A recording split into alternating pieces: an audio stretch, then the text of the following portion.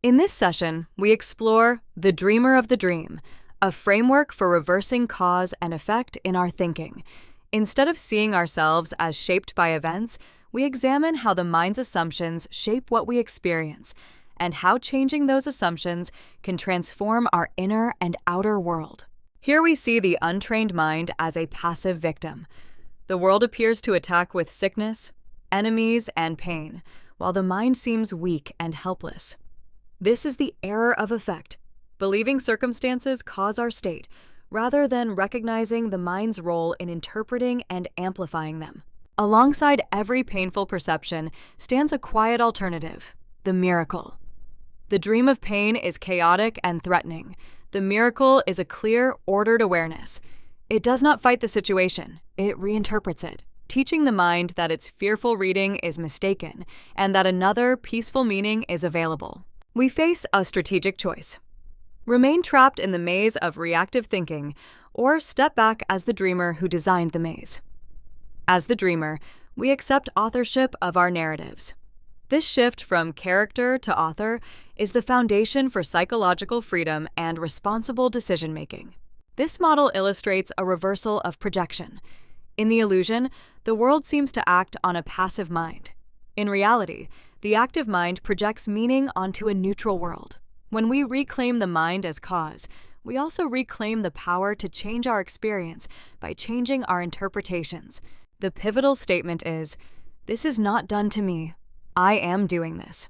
It is not about blame, but about agency.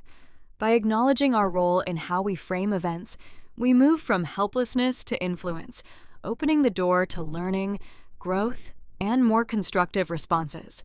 When the mind reclaims causal power, the body is released from its role as proof of victimhood.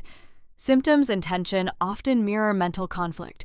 As we stop using the body to validate fear and grievance, we support healthier patterns of behavior, stress reduction, and overall well-being. As guilt and victimhood are withdrawn, the world becomes a neutral canvas rather than a hostile landscape. Events and people no longer carry automatic threat. This neutrality allows more objective assessment, better collaboration, and solutions that are not driven by fear or defensiveness. We contrast two architectures of perception. In the dream of pain, the world attacks, enemies harm, and the self is a victim. In the forgiving dream, the world is neutral. Others are potential allies, and the self is an empowered maker of meaning. One mental shift can move us between these modes.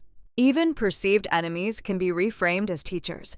The miracle interrupts the cycle of blame and asks, "What is this situation showing my mind about itself?" When we accept that our reaction is our own creation, hostility loses its power, and difficult relationships can become catalysts for growth. This diagram shows the trajectory from separation to restoration. The turning point is the realization, "I am doing this."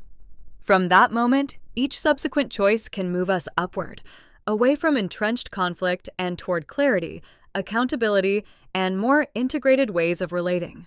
As cause and effect are reversed in our thinking, every step of the old pattern is revisited and undone.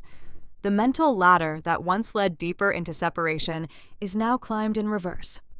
Eventually, the structure of projection itself dissolves, leaving a more unified and coherent perspective. Ultimately, recognizing ourselves as the dreamer is liberating. It means the mind can always choose again. By admitting, "I am doing this," we stop outsourcing responsibility to circumstances. From there, we are free to select interpretations and actions that align with clarity, compassion, and purpose.